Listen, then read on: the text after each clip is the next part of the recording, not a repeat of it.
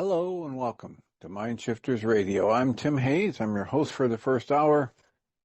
And today is October 31st, 2025. As always, we're grateful to everyone who's joining us here today, whether you're listening live or through the archives, as we spend another couple of hours teaching and supporting people in using some of the most powerful, effective, efficient, and accessible tools I've ever encountered. These tools are available absolutely free through the tireless efforts of Dr. Michael and Jeanie Ryce on the website at whyagain.org. If you go to that website and click on the two words that say Start Here in the upper left-hand corner, it will take you to a page where you can download and read Chapter 24 of Dr. Michael Ryce's book. His book is titled, Why Is This Happening to Me Again? And that chapter of the book contains a narrative description and explanation of the primary tool in this work. That tool is called the Reality Management Worksheet, sometimes called the Reality Management Wake-Up Sheet. And it's a tool I've been using to great effect for over 21 years now to improve the quality of my life and most of my relationships, and to turn any negative emotional experience I have into part of the infallible guidance system that each and every one of us has been given. You can also download the actual worksheet process itself. It's a simple PDF file. Click the link, download it, print it off, copy it as often as you'd like, and use it over and over again absolutely free. You can also download a whole host of audio files of shows just like this one, in which people have been stepped through the worksheet process. And if you choose to listen to them even repeatedly, they can serve as a powerful tutorial for you to help you get maximum benefit from these tools in the shortest amount of time possible. You can also go to your app store and type in the three words, Heartland Aramaic Forgiveness. And if you choose to do that before you're done typing the word forgiveness, you'll see the glowing heart icon. If you choose to tap on it, it will let you download a completely free and private app that contains the Reality Management Worksheet. It contains an abbreviated version of that worksheet process. And it contains a copy of the Drag-On Klingon game, which is a wonderful way to introduce these tools to even younger audiences. We hope people do all of that soon and often, primarily because it tends to improve the quality of people's lives the more they actively apply these tools in their lives. And secondarily, because it tends to prompt comments, questions, answers, and testimonials. If you have any of those to share with us, we would greatly appreciate you doing so. You may give us a call or on Zoom. Open up a browser window from zoom.us and enter the meeting number for this first hour. And the meeting ID, every once in a while I think, gee, I'll have it memorized soon, but it's 853-2357-4173. The option there is to open a browser window and enter that, or you can call one of the many numbers Zoom makes available and enter the same meeting ID for our first hour here, 853-2357-4173. If you enter by phone, you will automatically be muted, and then you can toggle in and out of mute by hitting *6. And we would greatly appreciate you letting us know how these things are landing for you, because it makes it infinitely easier for us to live into our intention with this work. The intention we have with this work is to be a service, and that's just so much easier to do when we know what's landing well for you, what's really helping you move to a better position in your life, enjoy your life better, feel more gratitude, tap into your true nature as love, as we say so often through these shows, and keep that conscious awareness top of mind far more often through your life. That's one of the primary goals of this work, is to help people become aware of their true nature, remind themselves of it, and help them align their attention and their awareness and their day-to-day being and living, so that they stay consciously connected to this awareness that they're a miracle of life expressing in form, that this world we live in, this little blue ball floating through space that we're all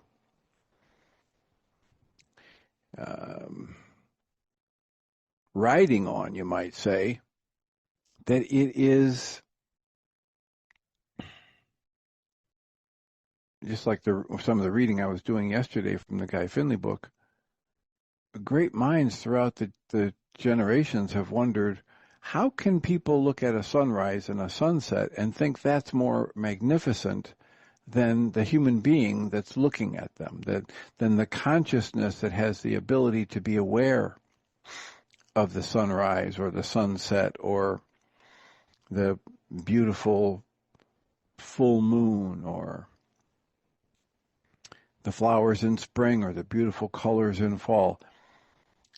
Your ability to be here and being aware of those things is far more miraculous than these external things you see when you're out in nature. And it's a mystery to the great minds over time and throughout history.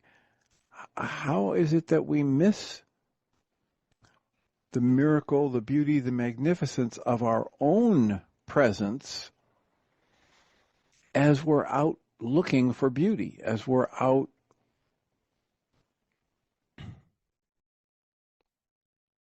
bird watching, hiking, sightseeing in the country, etc. I mean, I know people that routinely travel to get out of their home town, their home state, their home country, and they go to another country or they go to a different part of this country searching for some kind of thrill or beauty or revelation.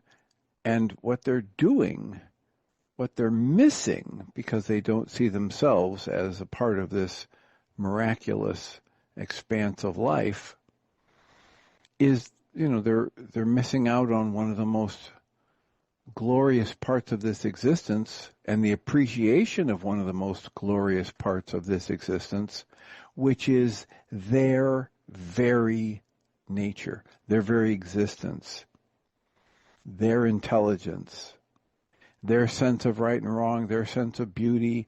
That's miraculous. And it's missed by most.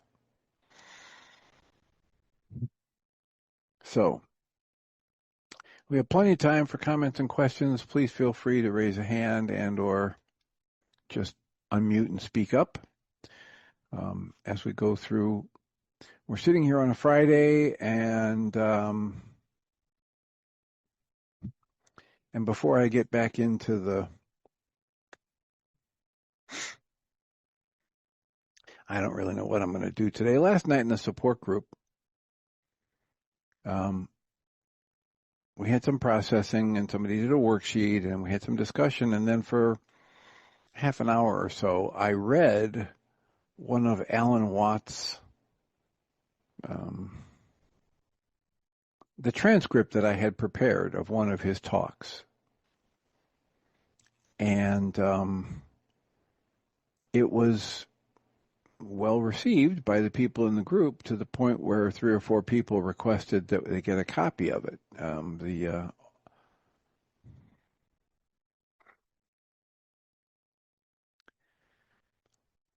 A copy of the audio of me reading it. I also had offered a copy of the transcript that I was reading from so they could see if I'd switched out a word or changed some flavor of it. But so I had thought at one point maybe I would read that today or play the audio of that.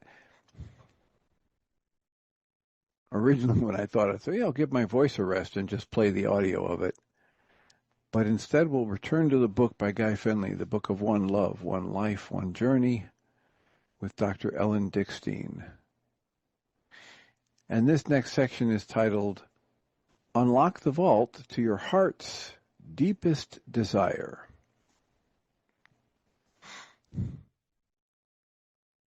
Guy Finley writes, again and again, the great sages spoke of entering inner silence as an essential part of the search for higher wisdom. And as we are discovering, and we must continue to do so, our part in the search for the truth of ourselves requires that we must go where it can be found. And that includes being willing to enter the silence within. It comes to me to say that I just finished a session, a 9 o'clock session this morning, that was one of probably 5 or more sessions in the past week where people were talking about time management, addiction, staring at phone screens, staring at iPads, doom scrolling on social media, etc.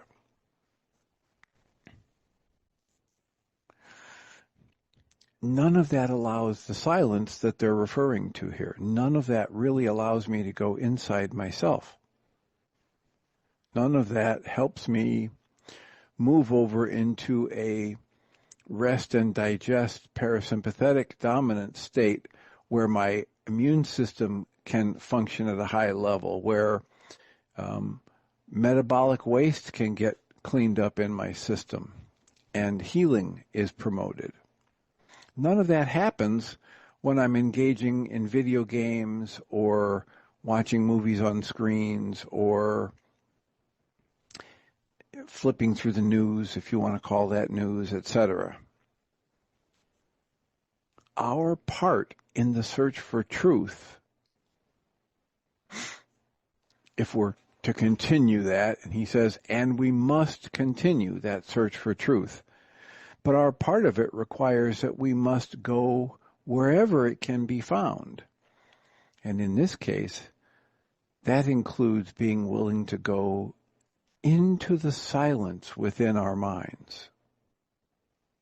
Guy Finley goes on and writes, as I hope you'll see in the quotations that follow, it's comforting as well as encouraging to know that we are following in the footsteps of those who've gone before us, leaving signposts along the way to realize the ineffable silence that is inseparable from our own true selves. The Old Testament is quoted as saying, for God alone my soul waits in silence. From him comes my salvation.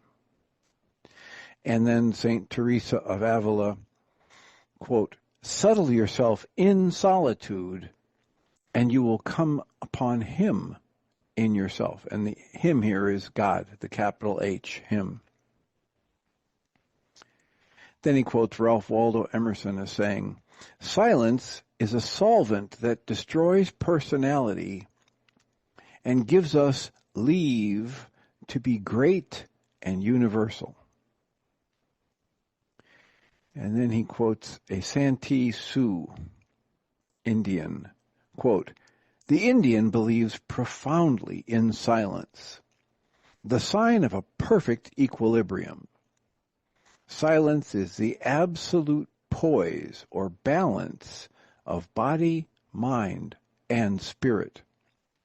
The man who preserves his selfhood is ever calm and unshaken by the storms of existence.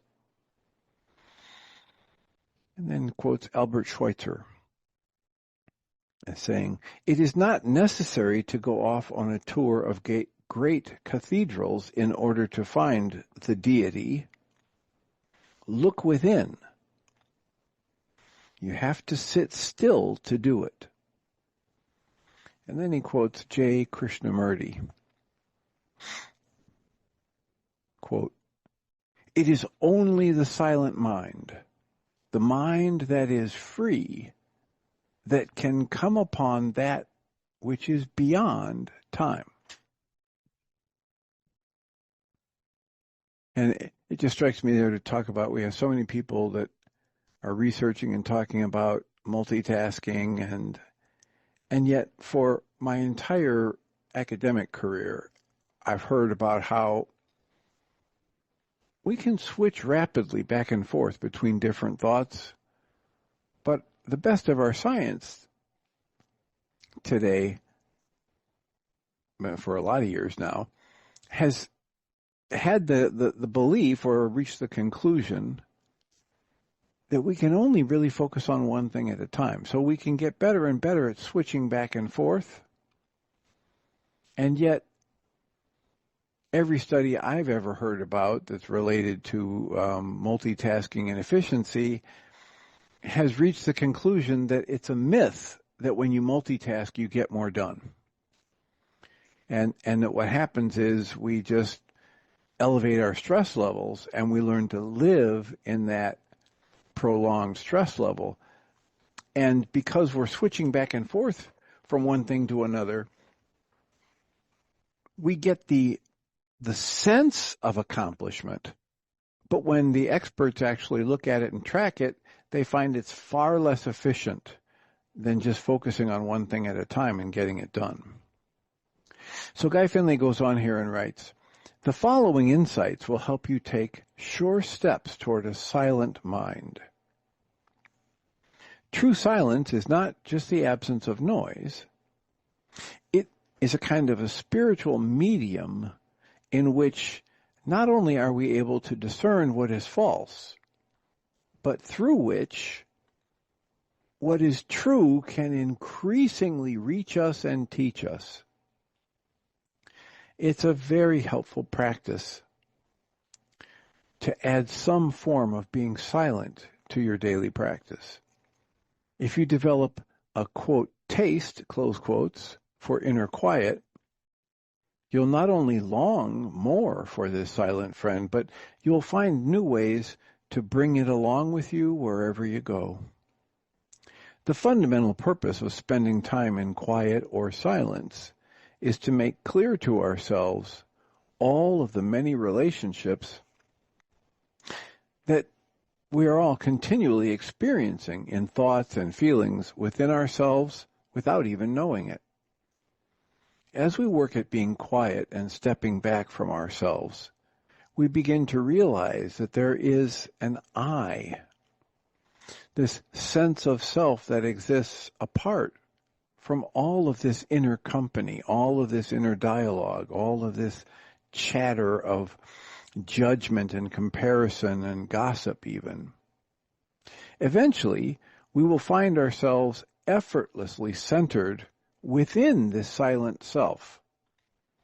When this occurs and as this occurs, we enjoy the sense of strength and comfort that comes with knowing ourselves apart from any of the temporary inner visitors that we formerly took ourselves to be.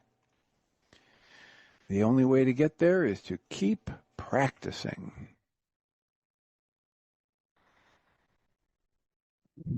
Tim? Yes. This is a little bit of a tangent, but I heard a lecture the other day about, it is Susan Beam, a lecture about our alarm that young people are spending so much time gaming on their devices. And I forget who the lecturer was. It was a podcast of some sort. Said that actually this is I'm not sure I agree with this or even can comment on this, but that gaming is a way for a person to step into a universe that has rules and predictable consequences if rules are broken, and parameters and characters, and that they can control, and that children mainly or teenagers are stepping into this world in order to regulate away from the chaos that they experience around them in their real lives. And that it's really healthy to do this. And I was talking to my daughter, who has a husband he's a doctor he's what they call it, a pediatric intensivist, which means that he's dealing with emergency room children who come to the emergency room. He's leading a very fast-paced life where he has to make a lot of quick decisions. And she said one of the things he does when he wants to relax is he has a couple of friends that live far away, and they play games together on their devices. And she, for herself, she doesn't understand this, but she sees how much he loves doing it, how much of a distraction or diversion from his stressful life it is. And so she just, of course, she just says, well, go for it, do it. I wondered if you could say anything about that. Certainly it's not silence. It's another way of not dealing with chaos, but it's a way of spending time that isn't silence. And I agree that it would be great to spend time in silence. I've never been very good at it. I like being quiet and alone and doing my own work, but actually sitting and doing nothing but being silent, I don't do very well. So two things, but the first one. Yeah, well, how much have you actually tried it? I try it practically every day. Oh, good. Then that means you're in the rare minority. Well, it's just a matter of just saying, okay, for the next 5 minutes, I'm going to do nothing. And I watch what happens. And I'm looking at my clock or whatever's around for time measurement. And have I done it yet? I don't want to stay there very long. Well, the thing that comes to mind for me to say is that nobody knows what the effect is going to be of all of this screen time and all of the ways that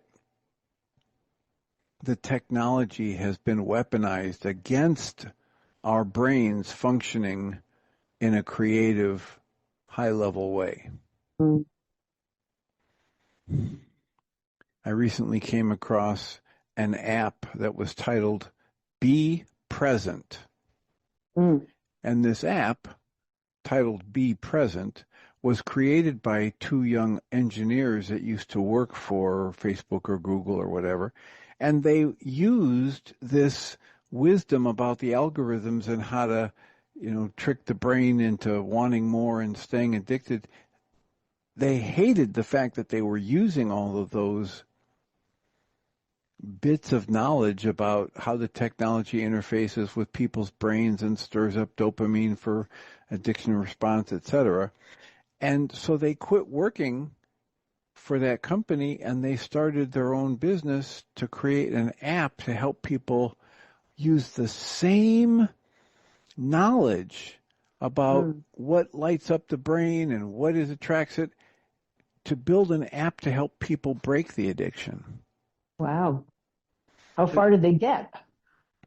They've got the app out, so you can go get the app, and you download the app, and it's free for 7 or 14 days or whatever, and then you set it up and you tell it. So, what do I want to get rid of? Do I want to get rid of social media, or do I want to decrease my screen time? And my biggest part of it is I get sucked into doom scrolling on social media, or I play games, so you set the app up based on what your needs are. And you tell it, okay, let's say I really, I don't want to do anything when I first get up in the morning, and I'm a morning person. So from 5 to 7, I don't let the app show me news or my social media or whatever.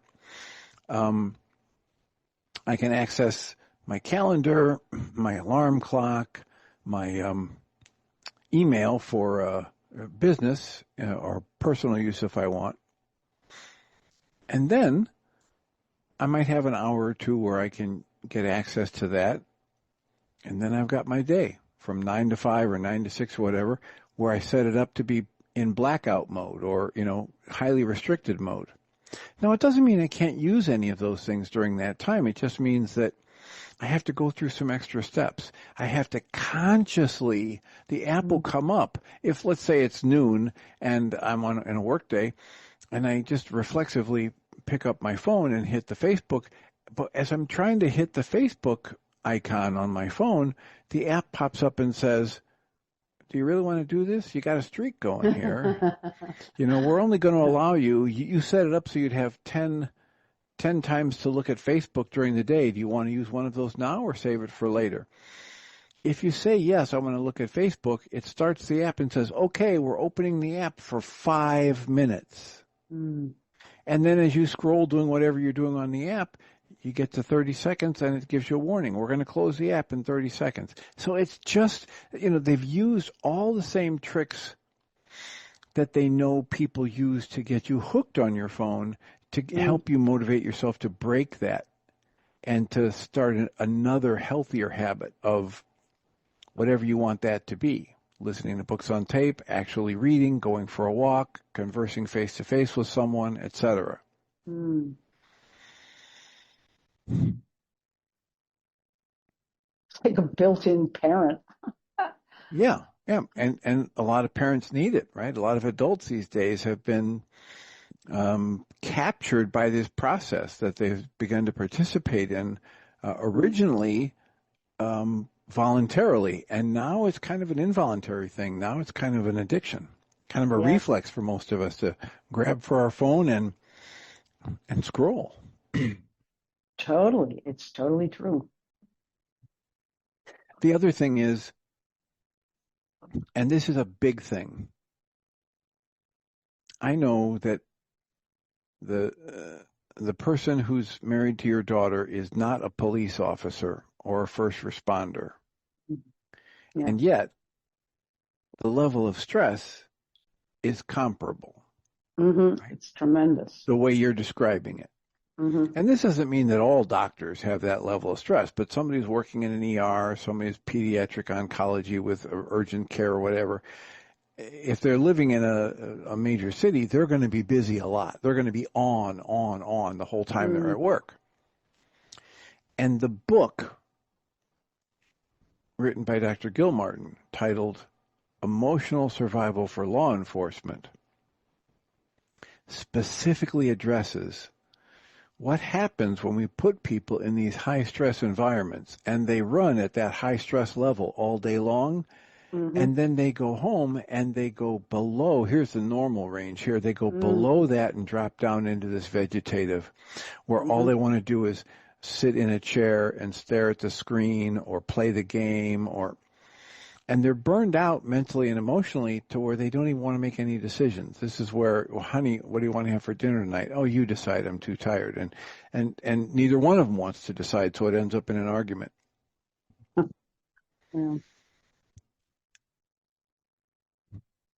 Whether you just offer it to your daughter and or your son-in-law, or you just listened, I interviewed him, so you can just listen to the interview with Dr. Gilmartin and get most of what's in his book. But I highly recommend it because it's that level of adaptation that our mind and body goes through when we're in one of those jobs that has us staying hypervigilant for so long. If we don't decompress from that, if we just go from there directly into driving home or a hectic drive home on the freeway with people fighting, and then all of a sudden we get home and we close the door and it's quiet, then we drop below the norm and down into this almost blacked out vegetative state. It's not healthy there, and it ruins relationships. What people find is that their first responder keeps drifting further and further apart from them and the rest of the family because they haven't decompressed and they are in burnout, basically. And there's some pretty easy, simple adaptations that can happen. The one he mentions in the book is that there's solid studies that suggest if they had law enforcement people had a mandatory period of time before they got off work where they were required to do vigorous walking for 20 or 30 minutes, that would be enough to correct most of the damage. Wow. And get them so they come from this high level down to the normal range, and then they go home and they can interact with their family and their friends and neighbors. But what happens is they're up here and they leave, and here's the normal range, and they just plummet below it, and all they want to do is sit in the same comfy chair and stare at the screen or play the same game over and over again, or use a substance, to numb out even further. Right. So it's emotional survival for law enforcement. If you want me to, I'll send you a link to the On Your Mind podcast episode. It is one of the highest rated, most often viewed episodes I've done out of the 205 that I've done. That would be great. I'd really like to hear that. So that would be how I would respond.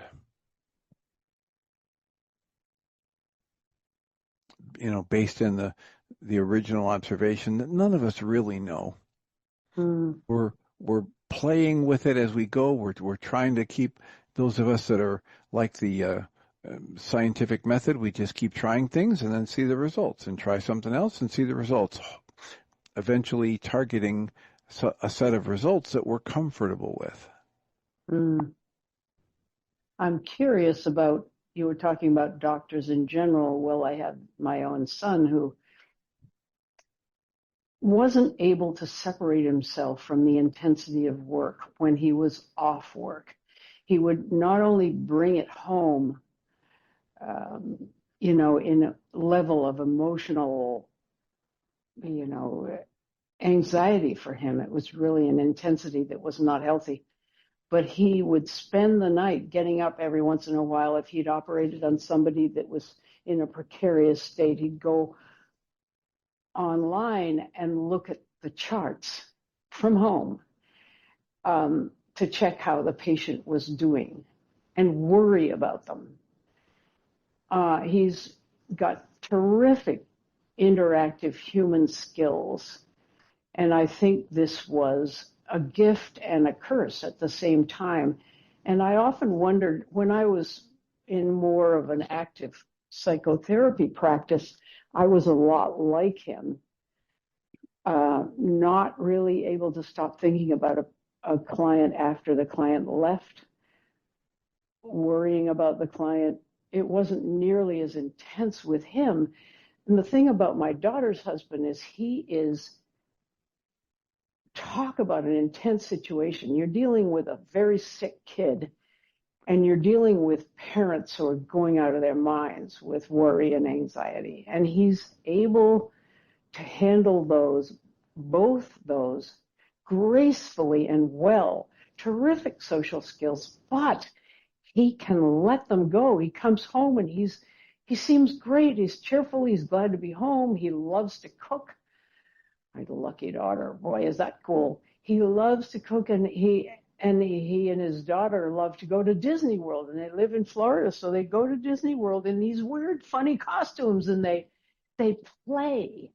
He has this huge capacity to play.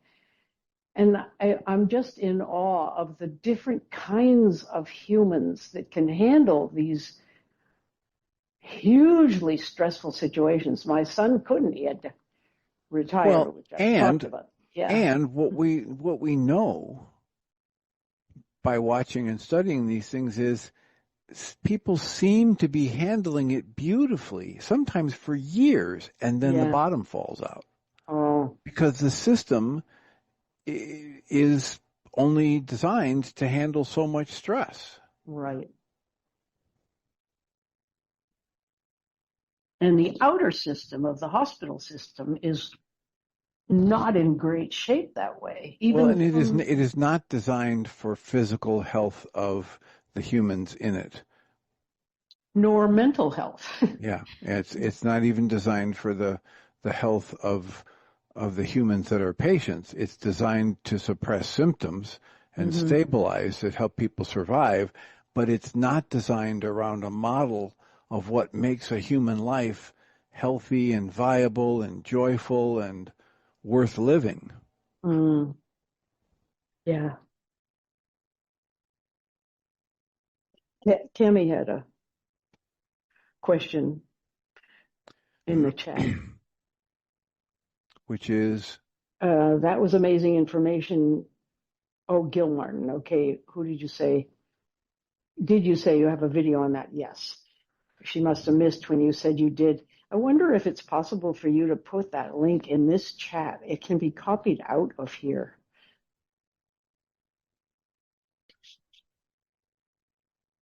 I'll take a look here. My just in general, just so people know what I'm doing, I'm just going to journeysdream.org/podcast. You can also go to onyourmindpodcast.org.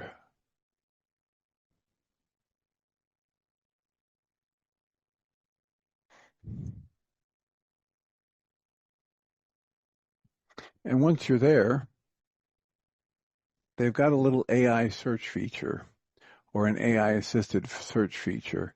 So I'm just going down, it says need help finding a podcast. I'm just typing in Gil Martin and we'll see what happens. Thanks.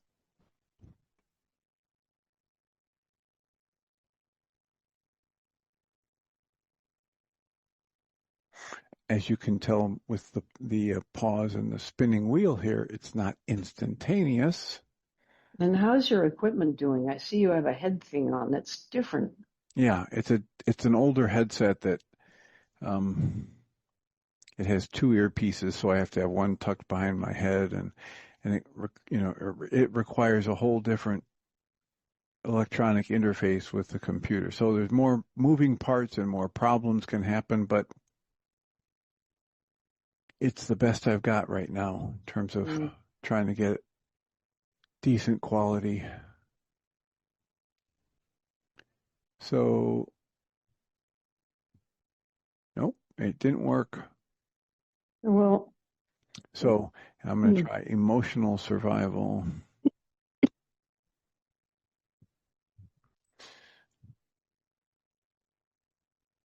For law enforcement, which was the title of his book.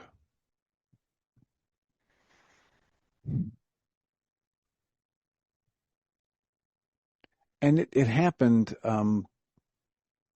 probably 4 or 5 years ago, maybe 6 now. It's been a while that I've been doing this podcast business.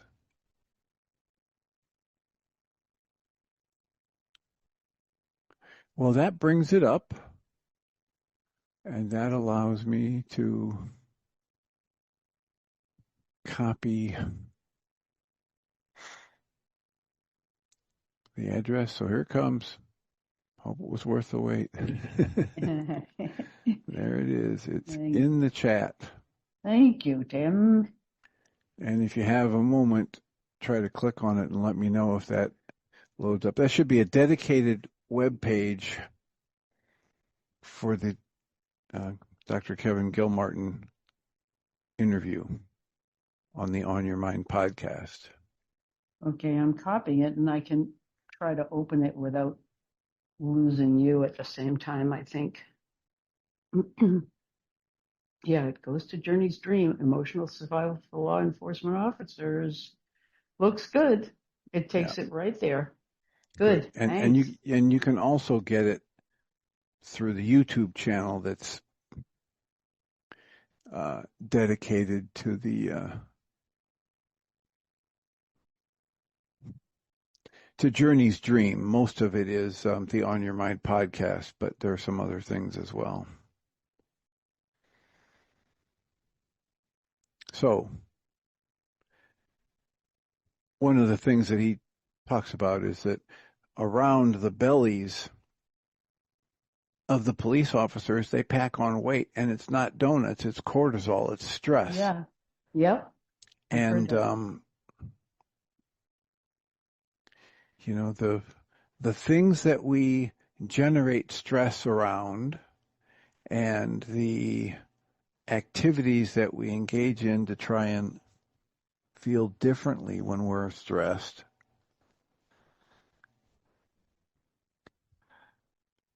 suppressing a sneeze here. Those things often fit together in unexpected ways to bring our health further down. So it's really nice to have somebody who's done some research and study on this and says, hey, look, you know what? There's a system here that makes sense. And if you live in a high-stress world for 8, 10, 12 hours, and then you try to just go home and you don't have any decompression ritual or behaviors or activities, your system doesn't rebound, it crashes.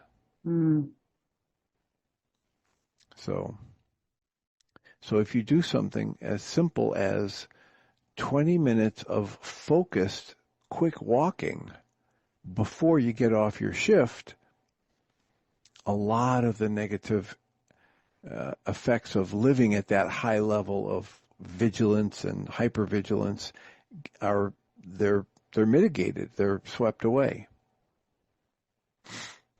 So, Do you know anything about the kind of walking meditation that some monks and nuns do? Because sometimes sitting still is just difficult for certain physical types. They're fidgeters. And I've never looked into it, but well, essentially, my understanding of it is from the books I've read and the things I've listened to and read from Thich Nhat Hanh, and he was famous for his walking meditation talks and going on walks with people and just, it's basically just mindful presence while walking. Mm-hmm. Actually thinking about, here's my foot on the earth. Mm. Here's my face feeling the air. Here's my ear doing something with this vibration and turning it into something that my mind says, oh, that's a bird song. Oh, that's a robin. It's like Guy Finley had an exercise that he gave his Talks in the Pines attendees a lot of years ago now, where it was an exercise to, between talks, when they had free time, to go out for a walk and either sit or walk and notice first what you're seeing with your eye. And then notice the process of seeing. And then just notice your eye. Mm. So you move from the thing that your eye seems to be showing you to your awareness of this dynamic of taking energies from the eye and creating a picture in your mind, to the idea of really just paying attention to this miracle of life called an eyeball. And then you do the same thing with hearing. Mm. You notice a sound. And then you just tune your awareness to this process of transforming that vibration into something that makes sense in your mind. And then you start shifting your awareness to your ear. And if you're doing that kind of an exercise while you're walking, you're simply in the moment, bringing yourself to mindfulness, paying attention to the moment. That's what I understand as walking meditation. It's that simple. I have one thought to offer, and I've spent many years walking labyrinths, and a labyrinth is basically a path that generally goes in a circular formation where the paths lead you to a center point. And there are many people who have found that form of walking meditation is very useful. So I am one of the fidgety ones who have been sitting every morning, quiet with nothing going on, doing my best to expand that time every day. But it does take some work for the mind that goes fast and the fidgety body. I'm identifying.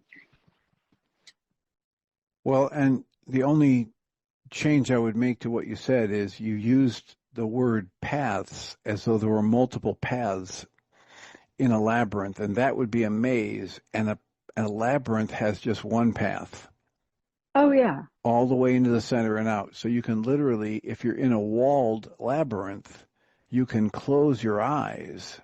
Yes. And put a hand on the wall and keep walking, and it will take you to the center. And then if you keep walking, it will take you out. So the benefit of the labyrinth at one level is that it's mindless in this sense that you don't have to figure out where you are or where you're going. Thank you. And then there are other aspects of it that different people talk about as a meditative practice, and about the breath work that you can do there, and especially if it's a labyrinth and it's in a public place, you'll be sharing the energy of other people walking on the path. So it's been, for centuries and centuries, it's been a tool for meditation or contemplation. I once did a labyrinth with a group that was, we were at a retreat for people who are in choruses, who use their voice as an instrument. And the guy that was leading, it was about the frequencies and sound and vibration, and how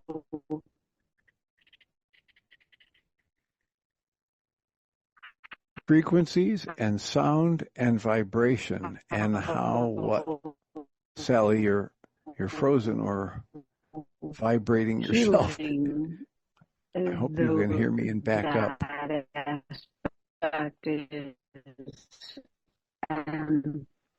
there's definitely a problem there with the sound. No. Sally? I can hear you. Okay. So you need to stop. You still hear? You need to back up. Something about frequencies and sound, and then we lost you. Can you hear me now? I did hear that. Okay. I took off my headset. The workshop was on healing and sound, basically. And we did a labyrinth outside while humming. And and it was like 40 people timed on this labyrinth experience. And each person just picked a note, just hummed whatever they felt their note was in the moment.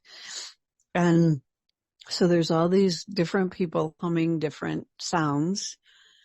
And I can't even describe with words. By the time I reached the center, there was this harmonic, it was this harmonic frequency blend of sounds that was so exquisite. It was just so exquisite. And yes, most of us had been trained to sing with others. So there was that tendency to meld with the sound around, even though. Well, and I'm sure that there's this entrainment factor that you don't even have to be trained into, right? There's a natural tendency for our heartbeats to fall in rhythm, or for our singing voices to align, or our drumming to get into a rhythm together, even if we haven't been trained into it. So it's even more so because these people were trained. It was amazing. It was so amazing. And we had been briefed beforehand. Don't try in any way. Just do your sound and experience your experience. And so I had to share that. Well, it makes me want to reach out to somebody I know who used to have 3 labyrinths on his property. He owned the place where I used to teach the all-day EFT tapping workshop.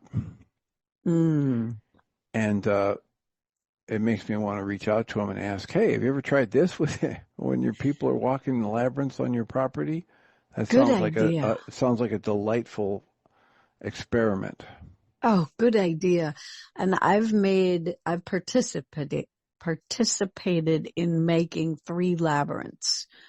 So the creating of a labyrinth is in itself a mysteriously spiritual process. So I could talk all day about that, but we're at almost 8 minutes of one here. So I want to respect time and thank you for the conversation. Oh, you're welcome. This and deserving. This gentleman holds a patent for a mirror image labyrinth that can be on a tabletop or held in a lap. Oh, yes. And so you put a finger on either side and you can close your eyes, and the labyrinths are constructed in a way that there's a groove that your finger can stay in as you trace around. And so you've gotten the left side of the brain and the right side of the brain going. Or you can use it to turn it to a client and have them sit facing you with half of it on their lap and your knees almost touching and the other half on your knees. And both of you close your eyes and start breathing and work towards the center and back out. So you are synchronizing, aligning, getting that entrainment going, perhaps even before a session or at the end of a session. Nice. I've at times had patients, because I have, 1 or 2 of them in my office. I've at times had patients just do that with their eyes closed, a hand on each side, to just get calm and centered because they raced here through traffic and they're 5 minutes late and they're all distraught. Mm-hmm. And it can be a nice grounding, centering activity. Beautiful. He calls it the Intua path. I love it. I have seen those. And so if you ever hear of him doing something on his land there, I have a car and I would love to be part of it. He had a labyrinth. I forget which. He knows all about the different names of them. But I used to. He had a labyrinth on his property that was laid in stone that was so big and so popular that now he didn't live in a what you would call a neighborhood of side by side houses on streets, but he did live in a place where each plot of land was like more than an acre. Mm-hmm. And he had this labyrinth on his property for a while until the neighbors complained there was so much traffic of people coming and parking their cars to go walk the labyrinth that he relocated it. Now imagine that. There are stones on this thing, hundreds of them, that have to be picked up and moved and then replaced. And so there were a team of people. I've met several people over the years in this area who say, oh, yeah, I helped Neil move that. And he moved it from his property over to the Unitarian Universalist Church a few towns away. So it's still out there where the public can access it, but it's, and then he has 3 other labyrinths that are still on his property that are smaller. Oh, that's great. That's great. Well, thank you for reminding me of my labyrinth history. Yeah, thanks for bringing it up and making the suggestion for people. It is, for Susan Bingham as a tie-in to her question about walking meditation, that's one of the most popular ways that people combine walking and meditation. They find a labyrinth and they stick to it. Because if I'm just following the path, even if my eyes are open, if it's just stones laid out in a field, if I'm following the path, I don't have to think about where I'm going. And I can be doing a breathing technique, or I can be chanting a mantra, or I can be holding a certain note while everybody around me is holding their note. I love that idea.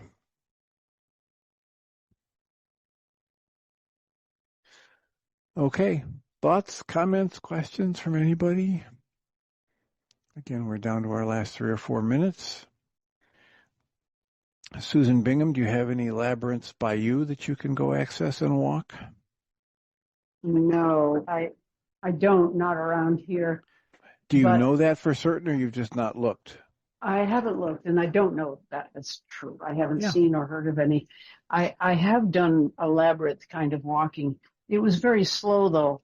The fidgeting types, probably I need to move, or I shouldn't say I need to, I just want to move more vigorously. But the business of noticing things and noticing that I'm noticing, and then noticing the eye that's doing the seeing, or the mind behind the eye, those are all good ideas.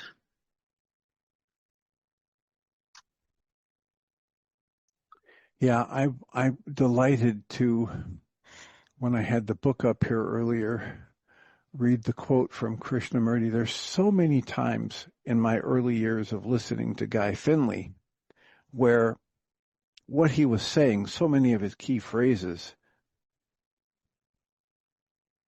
That's noisy, sorry. So many of his key phrases were things like, we're having a conversation here. Don't believe what I'm saying. Examine this for yourself. And I would hear Guy Finley say those things, and I would be thinking of Krishnamurti. And then one time I purchased one of his books, and in a footnote, it had Krishnamurti, and I thought, oh, I'm vindicated. He's been listening to the same kind of source material that I've been listening to for decades. And so that's why I was delighted to see the quote from J. Krishnamurti in the last segment. And that quote is, "It is only the silent mind, the mind that is free, that can come upon that which is beyond time." Now, in that little quote, it kind of points at another theme in some of his talking, which is to just explore what's the nature of time and to understand that we create time as a concept with our thoughts. And that's a wonderful, lovely deep dive to dive into, okay, so what are those activities in your life where you lose track of time? Most of us have found things like that, and I'm not talking about video games, although that's one of the more common ones these days, but that's that's kind of, as we've just talked about, that's been artificially created to capture your attention and not let it go.